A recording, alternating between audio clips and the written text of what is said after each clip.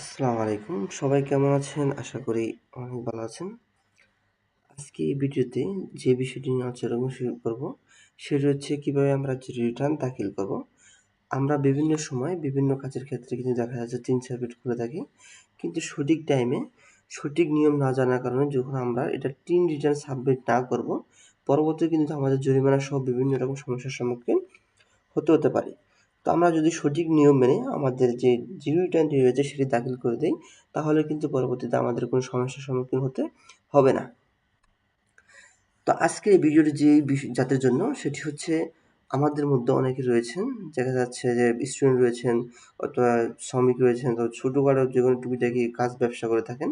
তারা বিভিন্ন সময় দেখা যাচ্ছে বিভিন্ন কাজ ৩-৪ মিনিট খুলেছেন। কিন্তু তারা সঠিক নিয়ম জানে না যে কিভাবে মূলত তারা রিটার্ন সাবমিট করবে। অনেকে কিন্তু মেসেজ আসতেছে যে আপনার রিটার্নটি সাবমিট করুন, এই ধরনের।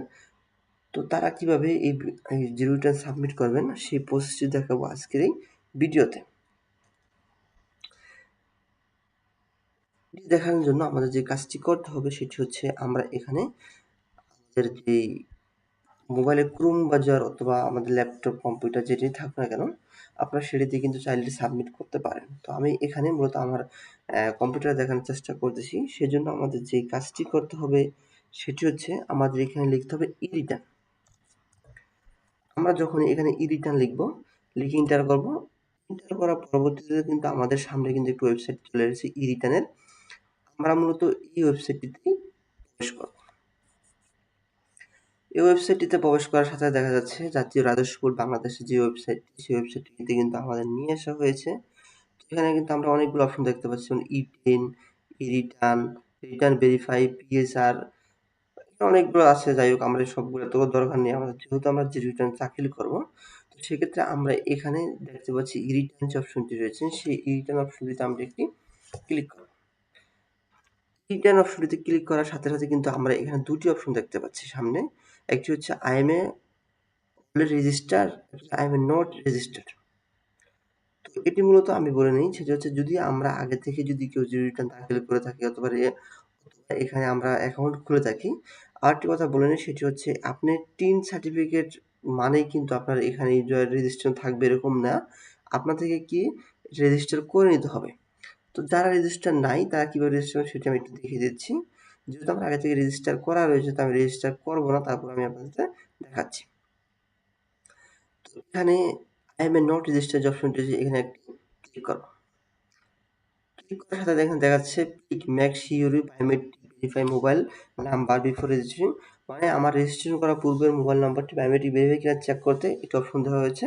আমরা চাইলে এখানে চেক করে নিতে পারি। তো যদি আমি ওকে করে দিচ্ছি, তারপরে আমাদের এখানে দেখাচ্ছে কিন্তু সাইন আপ। তো সাইন আপ, যদি আপনার যদি অ্যাকাউন্ট না থেকে থাকে তো অবশ্যই সাইন আপটি দেখাবে, আর যদি রেজিস্টার থাকে তো অবশ্যই লগ ইন করা দেখাবে। আপনারা এখানে যে আপনাদের টিন নাম্বারটি থাকবে, সেই টিন নাম্বারটি এখানে বসিয়ে দেবেন। তারপরে পরবর্তীতে এখানে মোবাইল নাম্বার দিয়ে ভেরিফাই যে অপশনটি থাকবে, এখানে ক্লিক করার পরবর্তী কিন্তু আপনার নাম্বারে একটি ওটিপি চলে যাবে। আপনি সেই ওটিপি দিয়ে একটি পাসওয়ার্ড দিয়ে এখানে সেট করে নেবেন। যেহেতু আমার আগে থেকে এটি সেট করা রয়েছে, তো সেক্ষেত্রে আমি ভিডিওটি লং হয়ে যাবে, সেজন্য আমি দিচ্ছি না। আমার প্রোফাইলে এই ধরনের ভিডিও দেওয়া আছে কিভাবে আপনি রেজিস্টার করবেন, চাইলে দেখে আসতে পারেন। এখানে যে এখানে হচ্ছে অলরেডি রেজিস্টার্ড, আমি অলরেডি রেজিস্টার্ড সাইন ইনে ক্লিক করব। ক্লিক করলে কিন্তু আমার দেখাচ্ছে এখানে আমার সার্টিফিকেট পাসওয়ার্ড কিন্তু অলরেডি দেখাচ্ছে এখানে। আমি যখন সাইন ইন বাটনে ক্লিক করব, তখনই কিন্তু আমার যে প্রোফাইলটি রয়েছে সেই প্রোফাইলটি লগ ইন হয়ে যাবে। এখানে যেহেতু আমি লগ ইন কমপ্লিট হয়ে গেছে আমার প্রোফাইলে, তো এখন আমরা যে কাজটি করতে হবে সেটি হচ্ছে এখানে কিন্তু আমরা দেখতে পাচ্ছি যে রেগুলার রিটার্ন। আমরা যেহেতু আমরা রিটার্ন সাবমিট করব, তো সেক্ষেত্রে রেগুলার যে অপশনটি রয়েছে আমরা এই রেগুলার রিটার্ন অপশনটিতে একটি ক্লিক করব। এখানে ক্লিক করার সাথে সাথে দেখতে পাচ্ছি যে অ্যাসাইনমেন্ট ইনফরমেশন, মানে আমার যে ইনফরমেশনগুলো চাওয়া হয়েছে সেগুলো স্টেপ বাই স্টেপ আমি এখানে দেখাবো। আরেকটা কথা বলে নিই, এটা কিন্তু মূলত ব্যবসায়ীদের ক্ষেত্রে না। আমি বারবার বলছি, সেটি হচ্ছে যারা লোকালি ভাবে টিন সার্টিফিকেট খুলেছেন কিন্তু কোনো কিছু করতেছেন না। আমি টিন সার্টিফিকেট খুলে বসে রয়েছেন কিন্তু কোনো কাজ করতেছেন না। তাদের ক্ষেত্রে এটি নরমালি কিভাবে আপনারা দেবেন, স্টুডেন্ট রয়েছেন, ছোটখাটো ব্যবসায়ী রয়েছেন, তাদের জন্য এর মধ্যে এই সিস্টেমটি। তো এখানে যেহেতু আমার এখানে 25-26 দেখাচ্ছে, ঠিক থাকবে এটা। এখানে কিন্তু 24-25 যেটা রয়েছে সেম থাকবে। আমার এখানে এক্সট্রা যেটি রেজিস্ট্রেশন এক্সট্রা সেটি রেজিস্ট্রেশন আমি তো যেহেতু বাংলাদেশে এটি থাকবে। এখানে যে অপশনটি ইয়েস তো নো রয়েছে ট্যাক্স এক্সপেরিমেন্ট ইনকাম এটি নো থাকবে, যেভাবে আছে সেভাবে থাকবে। তো আমার এখানে আছে any taxable income this is year, মানে আমার চলতি বছর অথবা গত বছরে কোনো ইনকাম সোর্স থেকে কোনো ইনকাম হয়েছে কিনা সেটি আমাকে যে বলা হয়েছে। এখানে দেখতে পাচ্ছেন যে আমি যদি ইয়েস দেই তাহলে কিন্তু এখানে যে অপশনগুলো থাকবে সেই অপশনগুলো এখানে কিন্তু ভিজিবল দেখাচ্ছে। আপনারা চাইলে এখানে ইনকাম দিতে পারেন, এমপ্লয়ি ইনকাম রেন্ট মানে দিতে পারেন। যেহেতু আমার ইনকাম নেই, আমি একজন স্টুডেন্ট, সেক্ষেত্রে আমি এখানে কিন্তু এগুলা অপশনগুলা দেব না। এখানে ইনকাম যেহেতু আমার কোনো ইনকাম নেই সেক্ষেত্রে আমি নো দিয়ে দেবো। নো দেওয়ার পরবর্তীতে এখানে লেখা আছে এনি ইনকাম ফলোয়িং সোর্স, মানে আমার কোনো সোর্স যেহেতু আমার ইনকাম নেই তাহলে সোর্স কিভাবে থাকবে। এখানে আমার যে অপশনগুলো থাকবে সেগুলো দিয়ে আমরা সেভ এন্ড কন্টিনিউতে একটি ক্লিক করব। ক্লিক করার পরবর্তীতে এখানে লেখা আছে গ্রোস ওয়েলথ ওভার, মানে আমার 50 লক্ষ টাকার উপর সম্পদ আছে কি না। তো আমার যেহেতু কোনো সম্পদ নেই সেক্ষেত্রে আমি নো দিয়ে দেবো। ওয়ান মোটরস কার আমার এটি নো দেবো। এখানে যে অপশনগুলো থাকবে সবগুলো আমরা যেহেতু আমার নেই সেক্ষেত্রে আমরা নো দেবো। আর এখানে যে রয়েছে স্টিল ওয়েট সাবমিট এটি ইয়েস থাকবে, আমরা ইয়েসই দিয়ে দেবো। পরবর্তীতে আমরা কন্টিনিউ যে অপশন রয়েছে এই কন্টিনিউ অপশনটিতে ক্লিক করব। এখানে বলা হয়েছে IT 10 BB is not mandatory for you still wait to submit. আমরা এই অপশনটাতে ইয়েস রাখবো। ইয়েস অনেক কি করে এটা নো দিয়ে কিন্তু এখানে সাবমিট করে দেয়, কিন্তু আসলে এটা ভুল নিয়ম, এইভাবে করা যাবে না। আমাদের এখানে ইয়েস যে অপশনটি রয়েছেন আমরা এই অপশনটিতে আমাদের বিস্তারিত যেগুলো থাকবে সেগুলো আমরা এখান থেকে দিয়ে দেব। যেমন এখানে দেখতে পাচ্ছেন আপনার এক্সপেন্স ফুড ক্লোদিং এর আদার, মানে আমার একটা আনুষ্ঠানিক যে বছরের খরচ থাকে খাদ্য আপনার পোশাক আশাকে, তো সেটি কিন্তু আমি এখানে দিয়ে দিচ্ছি যেমন 10,000 টাকা। মানি গিভেন বাই ফাদার, মানে আমার যে টাকাটা সেটি আমি কিন্তু ফাদার যে আমার পিতার দিক থেকে নিয়েছি সেটা এখানে উল্লেখ করেছি। আপনি চাইলে অন্য কিছু দিতে পারেন এখানে, কোনো সমস্যা নেই, অথবা না চাইলে এটা ফাঁকাও রাখতে পারেন, কোনো সমস্যা নেই। ফাঁকা করে দিচ্ছি। তারপরে এখানে রয়েছে আমি একটু বেশি করে দিতে হবে, কারণ আমার ১ বছরে ১০,০০০ টাকা তো খরচ আর বেশি যাবে। আমি এখানে ২০,০০০ টাকা ৩০,০০০ টাকা করে দিচ্ছি। আরো অন্যান্য আনুষঙ্গিক খরচ আমি ধরলাম যে ১০,০০০ টাকা। এখানে হচ্ছে অটো অ্যান্ড ট্রান্সপোর্ট, আমার যে ভ্রমণের যে খরচটা রয়েছে সেটি কিন্তু এখানে দেখাচ্ছে না, এটা আনভিজিবল রয়েছে। এটা হচ্ছে এডুকেশন এক্সপেন্স, তো আমার যদি কোনো মানে টিউশন ফি দেওয়া লাগতে পারে এবং কি বিভিন্ন আনুষঙ্গিক যে খরচগুলো স্কুল কলেজ থাকতে পারে সেগুলো এখানে চাওয়া হয়েছে, আমি সেগুলো দিতে পারেন। আমি এগুলো দিলাম ১০,০০০ টাকা। আপনারা স্টেপগুলো ভালোভাবে ফলো করবেন। এখানে কিন্তু চাইলে আপনারা কমেন্টে কিছু দিতে পারেন। হচ্ছে এনি আদার্স এক্সপেন্স, মানে আমার অন্যান্য খরচ ৫০০ টাকা দিলাম। তারপরে এখানে কিন্তু আমার টোটাল এক্সপেন্স রিলেটেড লাইফস্টাইল দেখাচ্ছে কত ৫৫,০০০ টাকা।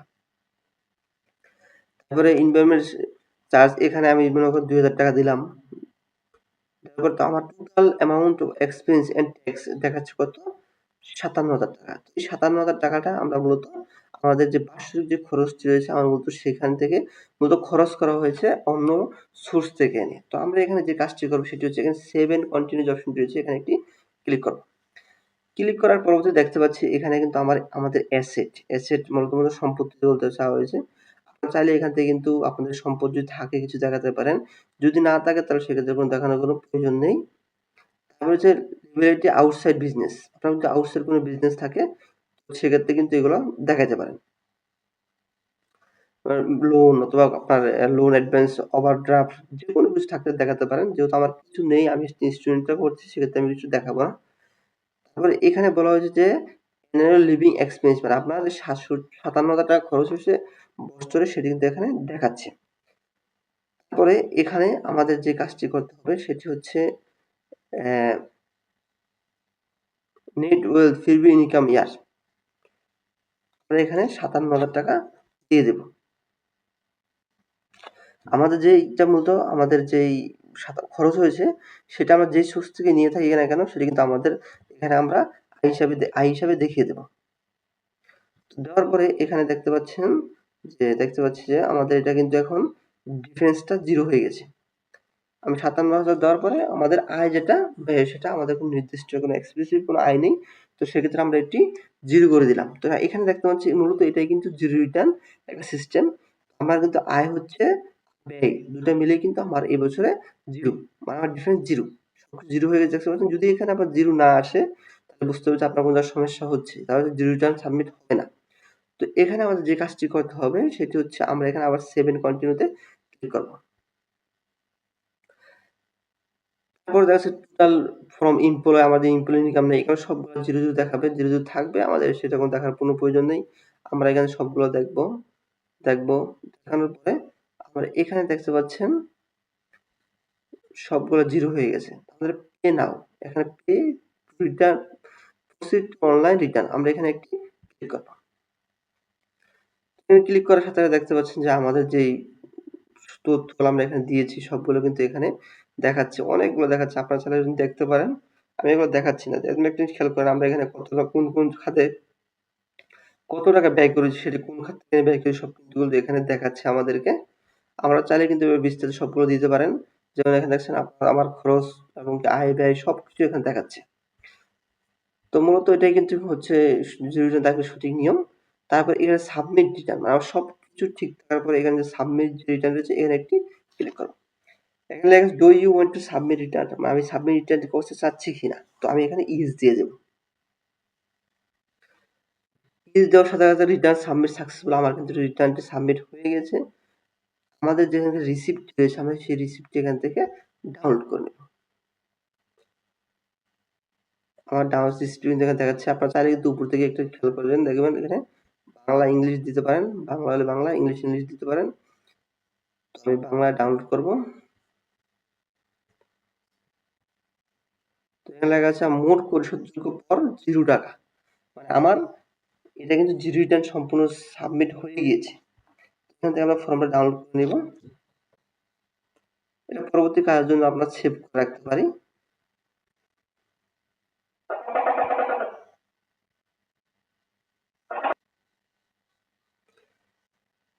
এই যে এখানে সাবমিট সেভ করে নিলাম। তারপর আমার যে কাজটি করতে হবে সেটি হচ্ছে এখানে ট্যাক্স রেকর্ড, আমরা গেলে এখানে যদি অনেকগুলো অপশন দেখতে পাচ্ছি, যেমন আমি টিন সার্টিফিকেট যদি ক্লিক করি তাহলে কিন্তু আমাদের যে টিন সার্টিফিকেট রয়েছে সেটি কিন্তু এখানে দেখাবে। তবে টিনের দরকার নেই, এখানে এক্সপ্রেস সার্টিফিকেট আমাদের, এই সার্টিফিকেটটি কিন্তু আমাদের লাগবে। তো আমরা এই সার্টিফিকেটটিতে আমাদের সকল তথ্য, অ্যাড্রেস সবকিছু দেওয়া থাকবে। তো এখানে মূলত আমি একটা কথা বলে নেই, সেটি হচ্ছে এখানে এটা আমরা ডাউনলোড করার আগে অবশ্যই আমরা এখানে total income, net wealth, tax সবকিছু কিন্তু দেবো। তো এখানে দেওয়ার সাথে দেখবেন এখানে কিন্তু অলরেডি নিচে কিন্তু এগুলো দেখাবে। এগুলো দিয়ে আমরা মূলত এটা কিন্তু ডাউনলোড করব।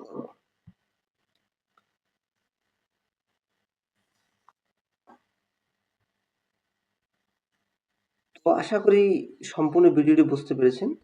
তো এইভাবে আপনারা চাইলে কিন্তু যে রিটার্ন আপনাদের যে রিটার্ন রয়েছে সেটি দাখিল করতে পারেন।